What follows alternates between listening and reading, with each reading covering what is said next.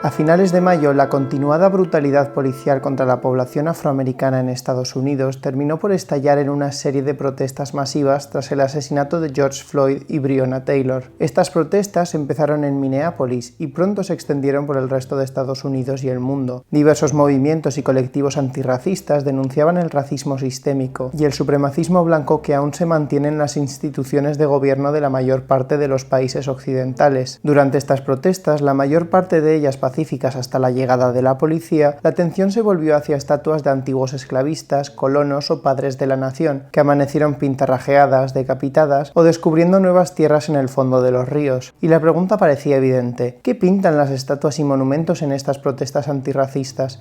¿Por qué la toman con nuestro patrimonio? ¿Están juzgando el pasado con la moralidad del presente? ¿Es todo esto un mero vandalismo de radicales y exaltados que quieren destrozar cosas? No. Pero si queremos entender por qué una pieza de metal con forma humana puesta sobre un pedestal puede tener un papel importante en protestas antirracistas, antes tenemos que dar un paso atrás y hablar de memoria. Antes de que entremos en faena, este vídeo está hecho en colaboración con la Society of Spanish Researchers in the United Kingdom, SRUK o CERU, que es una organización independiente y sin ánimo de lucro creada por científicos e investigadores españoles que viven en Reino Unido y que trabajan en temas de todo tipo, con el objetivo ya no solo de crear una red de colaboración entre científicos, sino también de divulgar y poner al conocimiento de todo el mundo posible las cosas que vamos investigando. Y también para representar al grupo de investigadores españoles que viven en Reino Unido, no solo para protegernos de la mala cocina, sino también para representar, tanto en los medios en general como en la sociedad, tanto de Reino Unido como de España, qué avances científicos está habiendo, qué colaboraciones y qué contribuciones están haciendo los investigadores españoles. Y como investigador español exiliado en Inglaterra, aquí estoy para aportar mi pequeño granito de arena hablando de arqueología, de patrimonio y del valor que le damos a las cosas. Así que volvamos con la memoria.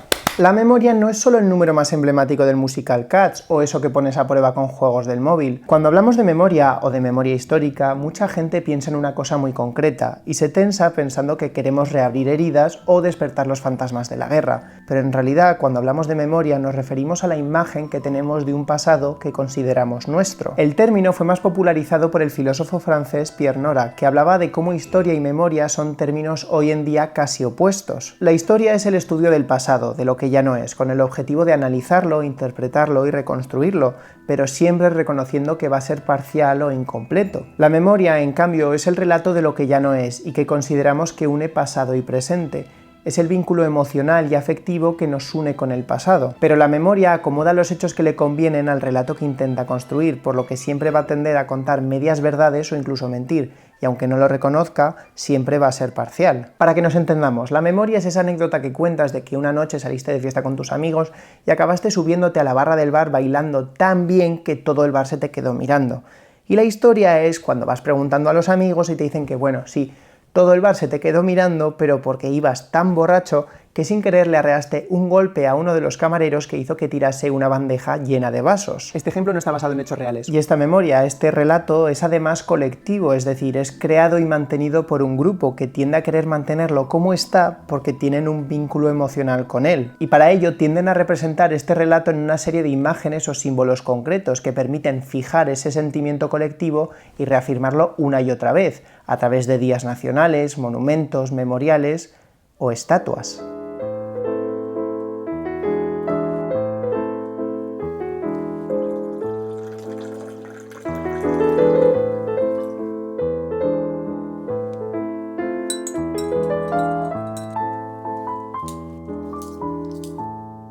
¡Oh! Por fin ha llegado. ¿Sabe? Este club de caballeros suele ser mucho más selectivo, pero por usted hemos decidido hacer una pequeña excepción. Sí, puede que la decoración no sea lo más vanguardista, pero uno debe estar orgulloso de su historia, ¿no cree? Y conocer la historia es importantísimo para conocernos a nosotros mismos, saber quiénes fueron los grandes hombres del pasado que ayudaron a construir el mundo civilizado del que disfrutamos hoy, los que descubrieron nuevas tierras y, llevaron la luz de la cultura a los bárbaros, igual que hoy nosotros intentamos civilizar a esos salvajes que intentan oponerse inútilmente al inevitable avance del progreso.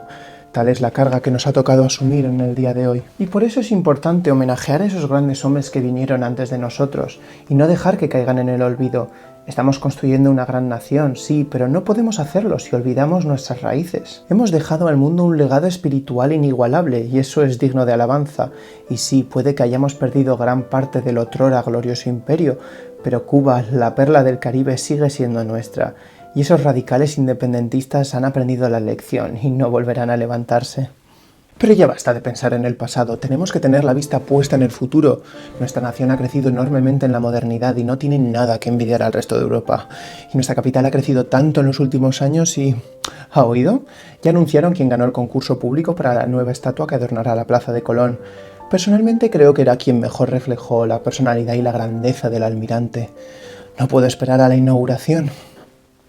La importancia que los monumentos públicos pueden tener a la hora de construir significados colectivos no es un descubrimiento reciente. Roland Barthes ya hablaba del enorme poder que tenían monumentos como la Torre Eiffel para convertirse en símbolos nacionales, y las estatuas a ciertos personajes llevan siendo conflictivas desde que se decidió levantar la primera. Y no solo porque algunas tengan un look cuestionable que hagan que el Ecce Homo de Borja parezca el David de Miguel Ángel, creedme. Estas estatuas o monumentos, o el ponerle un nombre a una calle, se hacen en contextos sociales y políticos concretos.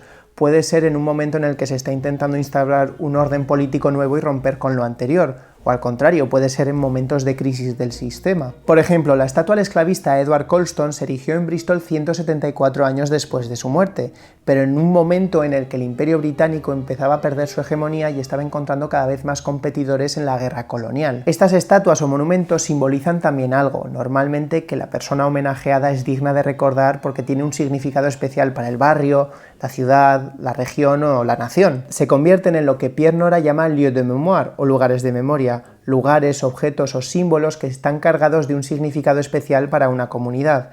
Y de nuevo, lo siento por estar citando a otro filósofo francés, pero es que los filósofos franceses a veces merecen derechos. Muchos de estos monumentos, aunque no siempre, son creados por el gobierno o las élites nacionales para reclamar continuidad con un pasado concreto. Se convierten en partes esenciales de un mitos, un relato nacional, oficial y hegemónico. Esto es lo que Holmes y Levin llaman memoria o conmemoración monológica, que nos habla de una identidad nacional histórica, una cadena de eventos sin interrupciones y liderada por los grandes héroes del pasado. Creedme, no es casualidad que las estatuas públicas se multiplicasen en Europa a partir de finales del siglo XIX. El caso más evidente es cuando la construcción de monumentos se acompaña con ceremonias de inauguración, o se pasan a celebrar ahí desfiles y se convierten en espacios rituales. Sí, un arqueólogo ha dicho ritual. Denunciadme. Pero las memorias oficiales o institucionalizadas no son las únicas. Muchos grupos también tienen un papel a la hora de crear sus propios lugares de memoria al margen del poder, o incluso en hacer lecturas alternativas de lugares que tuvieran ya un significado asociado. Por ejemplo, el Coliseo de Roma para algunos es un monumento a la grandeza de Roma,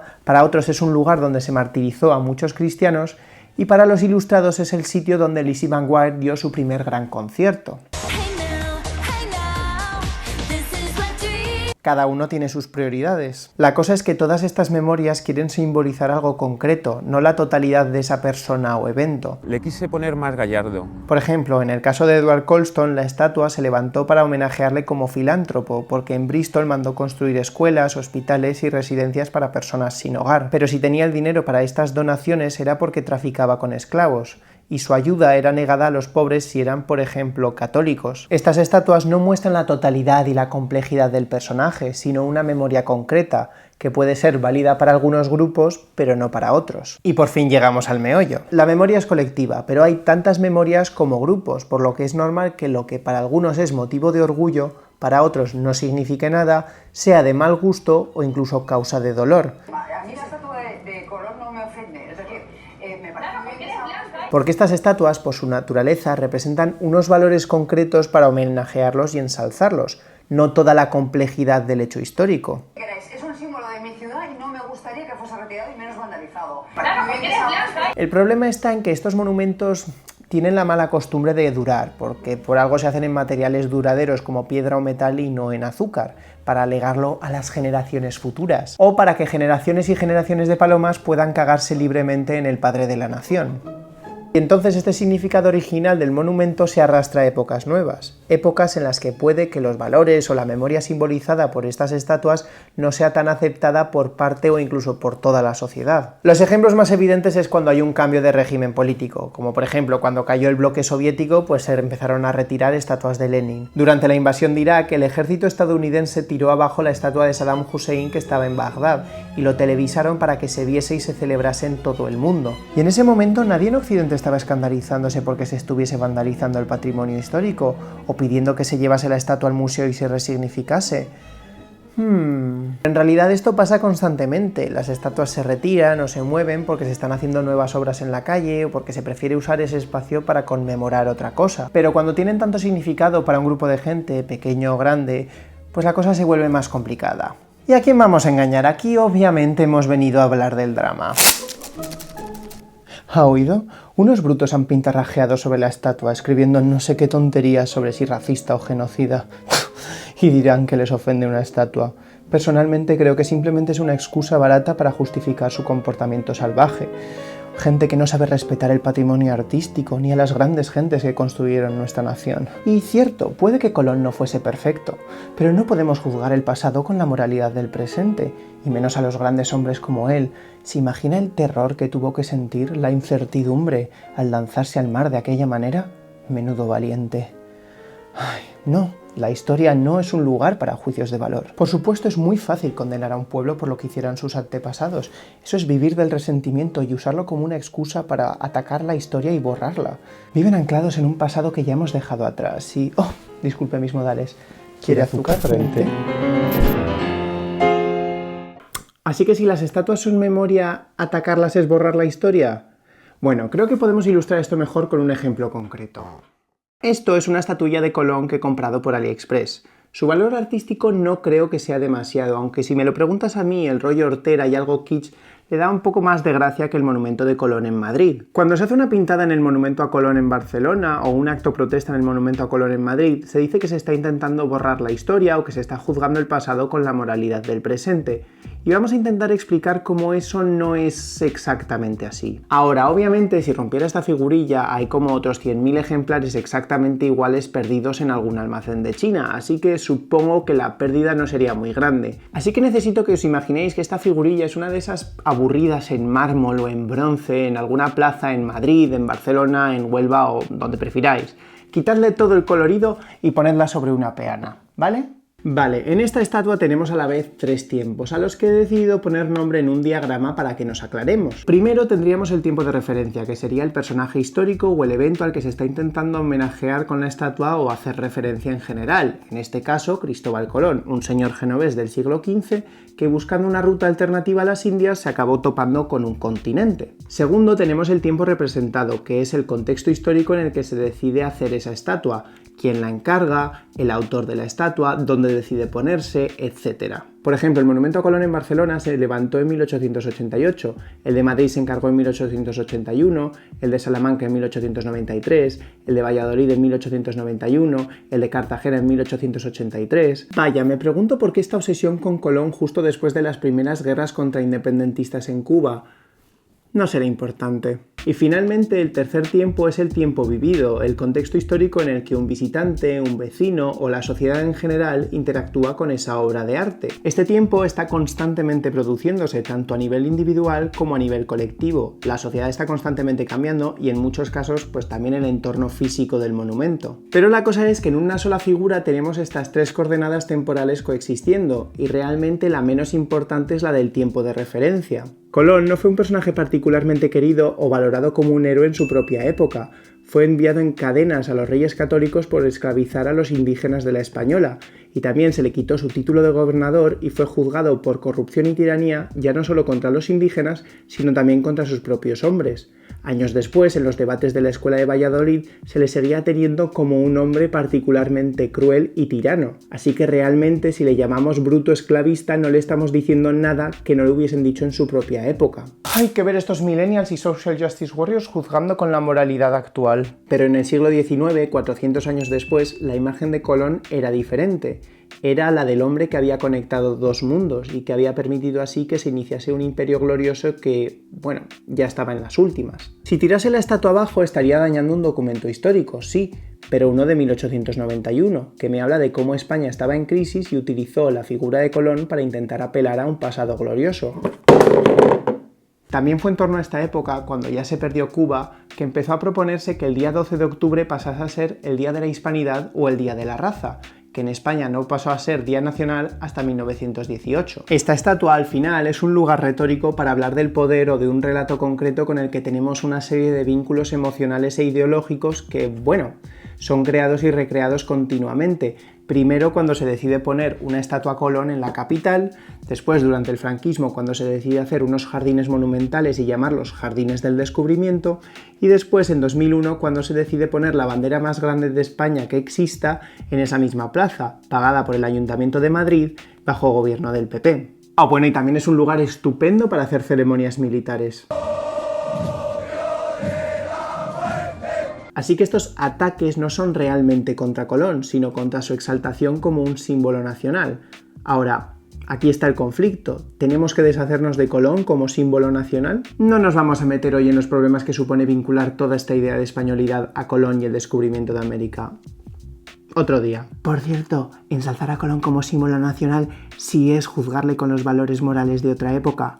Lo que ocurre es que hay una tensión entre el tiempo representado, es decir, los valores que intentaron representarse al construir este monumento a finales del siglo XIX, esa gloria del imperio a la que se aferraban en un momento de crisis, y el tiempo vivido, es decir, los valores que tenemos como sociedad a día de hoy y el papel que ciertas figuras juegan en el imaginario colectivo. Somos una sociedad más diversa y nuestros valores no son los del siglo XIX. Al final, la calle, los espacios públicos los estamos negociando continuamente, entre todos y para todos. Vale, pero ¿por qué tirar las estatuas?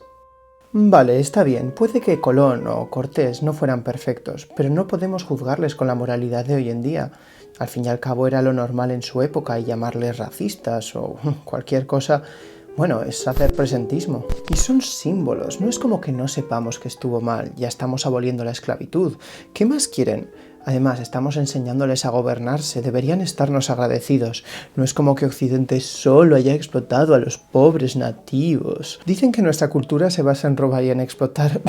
Tonterías, les hemos llevado la filosofía, las universidades, la arquitectura. ¿Y qué han hecho cuando se han independizado? Nada, no producen, están continuamente en guerras civiles, golpes de Estado y...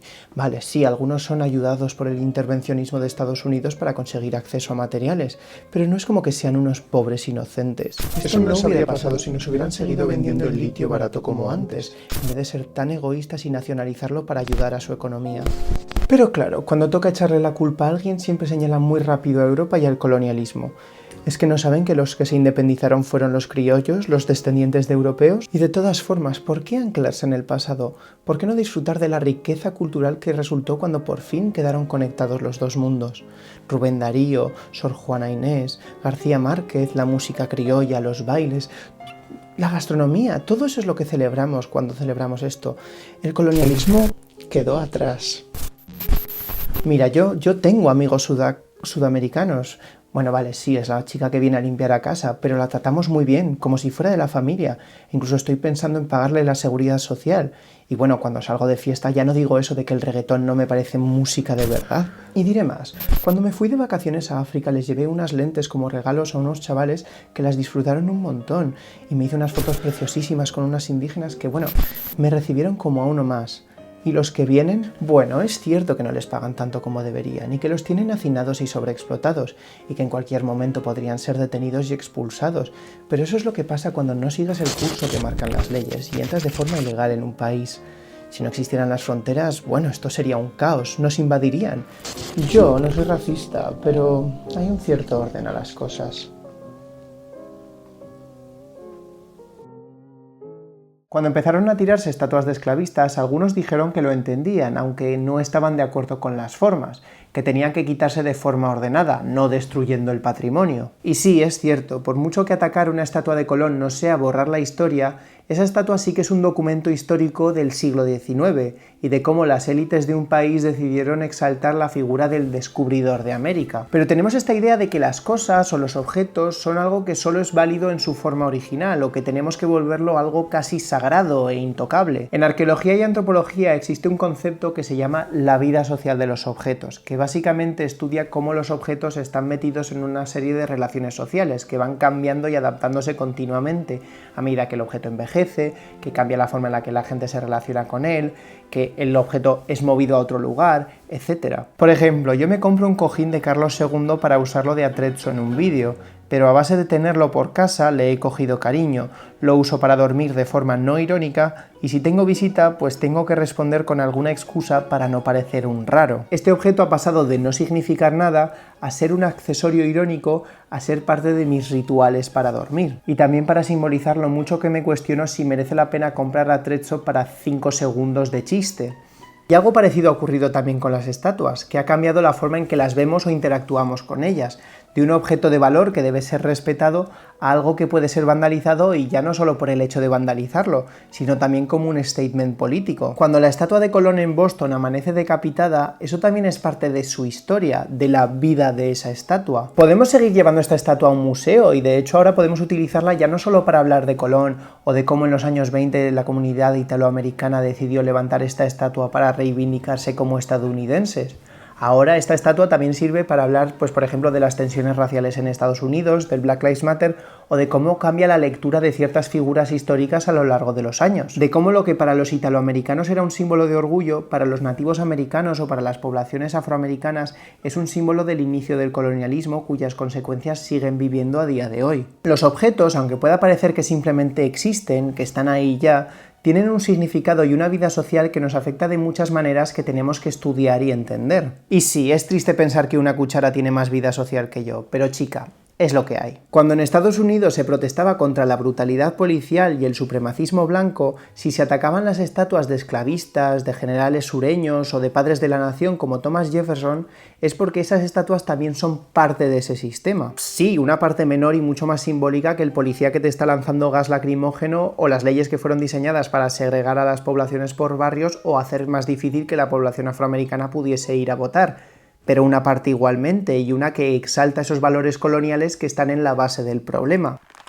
¿Ah? Estas manifestaciones no se organizaron porque querían exigir que se quitasen esos símbolos y estatuas de las calles. Más bien, cuando se hacía una pintada sobre la estatua de Thomas Jefferson llamándolo racista, era una forma de atraer la atención sobre los problemas del sistema y de cómo hemos heredado un racismo sistémico, que no deja de estar asociado con el pasado colonialista que simbolizan y exaltan estas estatuas. Eva Domanska habla de dos tipos de pasados, los pasados no presentes y los pasados no ausentes. El pasado no presente es aquel cuya presencia no es manifiesta, digamos del que no vemos unos efectos claros o directos hoy en día. Por ejemplo, los pueblos íberos o la antigua Roma. Sí, podemos mirar estos pasados como algo que fue muy influyente o incluso deseable. Sí, chica, hay gente que echa de menos el Imperio Romano por algún motivo que no entiendo. Pero en general el apego que sentimos por estos pasados es más retórico que otra cosa. Sí, sabemos que Roma fue muy influyente en nuestras leyes o nuestra lengua, pero sabemos que estamos separados de ellos y podemos controlar bastante bien cómo lo interpretamos sin ponernos emocionales. Los pasados no ausentes, en cambio, son pasados de los que seguimos sintiendo efectos de forma clara y directa a día de hoy.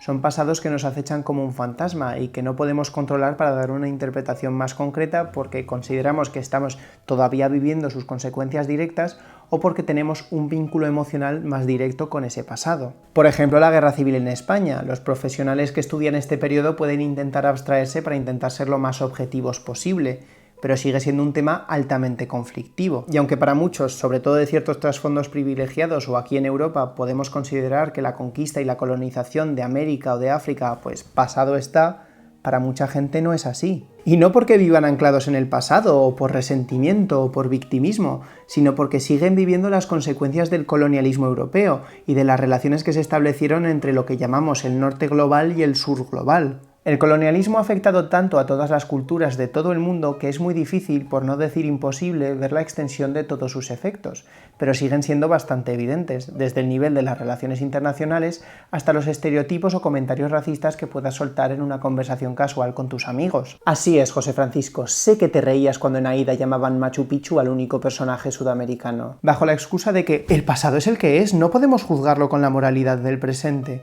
Se intenta evitar analizar las trazas de estos pasados, es decir, cómo muchos de estos pasados construyeron gran parte de los sistemas opresivos que nos afectan hoy en día. Siglo XXI, el mejor para todos. Advertencia, puede contener trazas colonialistas y neoimperialistas. Vale, entonces, ¿debemos juzgar el pasado, condenarlo, rasgarnos las vestiduras porque hace 200 años alguien hizo X, decir que el Imperio Español fue el demonio?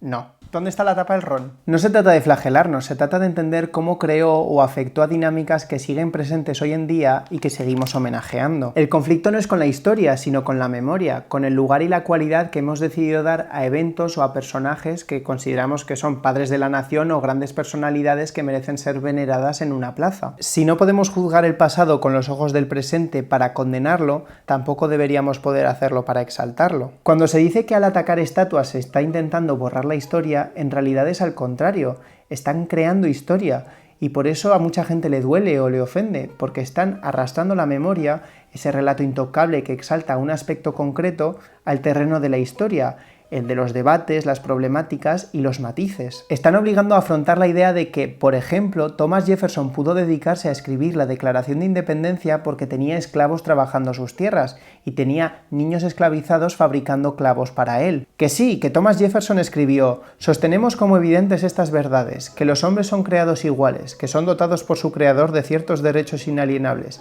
que entre estos están la vida, la libertad y la búsqueda de la felicidad. Pero también leyes que prohibían a los americanos negros trabajar en el servicio postal o sus notas sobre el estado de Virginia, un texto que sería muy influyente a lo largo del siglo XIX y donde escribía que los negros eran menos inteligentes y mucho más vagos que los blancos. ¿Derecho inalienable a la libertad, decías? Y afrontar esto puede ser conflictivo tanto si se hace de forma violenta como si se hace de forma ordenada. Porque pasar de memoria, es decir, la exaltación sentimental, a la historia, el análisis y la crítica, requiere que todo un grupo redefina su identidad. Hace que nos tengamos que parar y preguntarnos, vale, ¿y este señor genovés que se murió hace 500 años, por qué es un símbolo para la nación?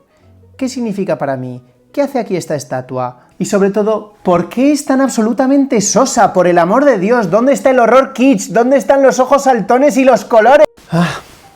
Entonces, ¿qué hacemos con las estatuas? Como ya hemos dicho, estos actos de vandalización pueden ser parte de la historia y la vida del objeto y servirnos para hablar de temas de actualidad, para ayudarnos a entender el sistema en el que vivimos y las bases racistas, coloniales, etcétera, sobre las que se asienta. Pero tampoco parece viable dejar ahí las estatuas a la espera de que las decapiten. De hecho, la reacción de mucha gente ante estos actos de protesta fue demonizar a los activistas antirracistas y decir que eran vándalos que no respetan nada en vez de replantearse sus perspectivas o intentar iniciar un diálogo. Una opción, por supuesto, sería retirarlas a tiempo, llevarlas a un museo y luego ahí recontextualizarlas. Los museos pueden servir para quitarle el aspecto de homenaje a estas estatuas y para hablar de su papel como símbolos complejos o del legado colonial y en general para ayudarnos a reflexionar o generar debate en torno a temas que normalmente damos por hecho. El filósofo francés Paul Ricoeur habla de que podemos historicizar la memoria, es decir, estudiar cómo se forman estos mensajes y relatos, qué valores representan, qué dicen de la sociedad, cómo van evolucionando y cómo afectan a nuestra visión del pasado. Pero tampoco vamos a llevar todas las estatuas al museo como si eso fuera el trastero de tu abuela, hay que hacerlo con una idea y con un orden. También se puede tratar de recontextualizar estas estatuas sin moverlas, como por ejemplo añadiendo alguna placa explicativa que dé algo más de contexto y que vuelva a una imagen un poco más compleja, o añadiendo otros monumentos a personas que tradicionalmente han sido ignoradas por el relato histórico hegemónico, como por ejemplo los monumentos a Harriet Tubman o al líder mapuche Lautaro, para, digamos, intentar crear un paisaje algo más diverso o cosmopolita que dé valor a otras voces. Por ejemplo, el proyecto ANRES de la Unión Europea propone que pasemos de una memoria antagonística a una agonística, proponiendo que recontextualicemos las estatuas sin moverlas de su sitio, añadiendo placas explicativas o incluso intervenciones artísticas que ayuden a ver que hay distintas versiones del pasado que a menudo son contradictorias. Y aquí ya no estoy hablando de aceptar qué lugar damos a un pasado colonial. Este proyecto se planteó para los países excomunistas del bloque soviético. Pero no es algo tan fácil, estos proyectos de recontextualización son lentos y también pueden llevar a largos debates y conflictos. Por ejemplo, con la estatua de Colston en Bristol. Se había hecho una petición para quitarla, que había reunido más de 11.000 firmas. El ayuntamiento decidió, en vez de eso, ordenar una placa que contextualizaría mejor la estatua, hablando no solo de su filantropía, sino también de su papel como traficante de esclavos. Se hicieron varias versiones de la placa, unas en las que se insistía más en el tráfico de esclavos, redactadas por profesores de la Universidad de Bristol, y otras más asépticas, redactadas por la Society of Merchant Venturers, de la que Colston fue miembro y que, bueno, tenía ciertos intereses en que no se le criticase demasiado. Al final no hubo acuerdo, cada bando vetaba la placa propuesta por el otro, no se puso ninguna y Edward Colston acabó en el fondo del río. Matarilerile. Y aunque añadas otras estatuas más diversas, eso no va necesariamente a dar un contexto mejor a las que ya se consideran problemáticas. Por otro lado, distinguir qué estatuas son patrimonio cultural que debemos conservar y cuáles son símbolos de un pasado que creemos que merece la pena apartar de la vista, contextualizar o destruir, siempre va a ser una decisión muy debatida y política. Por ejemplo, las estatuas a Gandhi en el Reino Unido son, para las minorías indias, símbolos del padre de su nación y de cómo ellos, aunque inmigrantes, también formaron parte de la historia del Reino Unido y por tanto tienen derecho a estar ahí. Pero para muchos, sobre todo afrodescendientes, también es un símbolo racista. Durante su tiempo en Sudáfrica, Gandhi defendía que indios y negros no debían mezclarse, y también defendía que los arios, es decir, los europeos y los indios, eran hermanos y eran superiores a los negros. Es normal, hasta esperable, que el patrimonio que colocamos en el espacio público sea conflictivo, a la vez que sirven como símbolo para la identidad de un grupo, también crean división social entre aquellos que no se sienten representados. Estas estatuas, memoriales, placas, se colocan ahí para simplificar a una persona, para reducirla a una serie de valores para homenajearlos, pero también para normalizarlos. Esa gente era imperfecta, por supuesto, pero al ponerles una estatua en medio de la plaza estamos señalándolos como si hubieran sido perfectos. Y ese monumento al final se vuelve parte de la vida diaria de la gente que tiene que cruzar esa plaza para ir al trabajo todos los días. Es un símbolo de mi ciudad y no me gustaría que fuese... No hay una solución general que sirva para todas. Lo que para algunos será suficiente, para otros no. Pero lo que podemos y debemos hacer es preguntarnos qué valores representan estos monumentos y si estamos de acuerdo con ellos o no. Puede que nos demos cuenta de que esos son valores con los que ya no estamos de acuerdo y que por tanto a lo mejor merece la pena dejarlos atrás y no homenajearlos. O puede que digamos que sí, estamos de acuerdo en parte, pero hay algunas cosas que a lo mejor conviene matizarlas y por tanto, digamos, vamos a añadir una placa. O que esta persona puede que sí fuese problemática, pero que consideramos que tuvo un impacto más positivo que negativo y que sí se merece una estatua. El patrimonio no es sagrado, es importante porque nosotros elegimos darle importancia, porque consideramos que habla de quiénes somos o de cómo hemos llegado hasta aquí o de cuál es nuestro papel en el mundo. Eliminar estos monumentos públicos al racismo no va a cambiar el sistema de injusticia o mágicamente solucionar el legado colonial, pero sí que puede crear oportunidades para el diálogo y el reconocimiento de cómo ensalzamos el pasado y así dar pie a una resistencia creativa que nos ayude a crear memorias, es decir, relatos más matizados e inclusivos. Y también para preguntarnos por qué nos parece importante un cacho de metal con la forma de una persona cuya cara realmente no sabemos cómo era.